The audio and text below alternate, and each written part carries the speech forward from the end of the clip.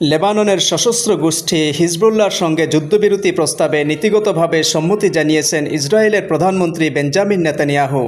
স্থানীয় সময় রোববার রাতে উচ্চ পর্যায়ের বৈঠকের পর এই সম্মতি দিয়েছেন তিনি।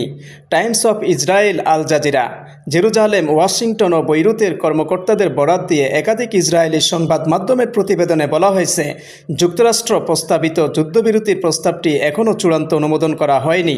বেশ কয়েকটি বিষয় নিয়ে আবারও আলোচনা করতে হবে। তবে তেল আবিব যুদ্ধবিরতির প্রস্তাবের মূল নীতিগুলোকে অনুমোদন করেছে। সোমবার ইসরায়েলি সংবাদ মাধ্যম ইয়েনেটে বলেছে, ইসরায়েলের মনোভাব লেবাননকে জানানো হয়েছে। এছাড়া ইসরায়েলের সঙ্গে যুক্তরাষ্ট্রের প্রস্তাবিত যুদ্ধবিরতি প্রস্তাব গ্রহণ করেছে লেবানন সরকার ও দেশটির সশস্ত্র গোষ্ঠী হিজবুল্লাহ। গত সপ্তাহে হিজবুল্লাহর প্রধান নাঈম কাসেম জানিয়েছেন, যুদ্ধবিরতির জন্য মার্কিন প্রস্তাব তারা পর্যালোচনা করেছেন এবং সংসদে স্পিকার নাবিহ বেরির মধ্যস্থতার মাধ্যমে তাদের প্রতিক্রিয়া জমা দিয়েছেন। সশস্ত্র গোষ্ঠী বলতে কেবল লেবাননের সেনাবাহিনী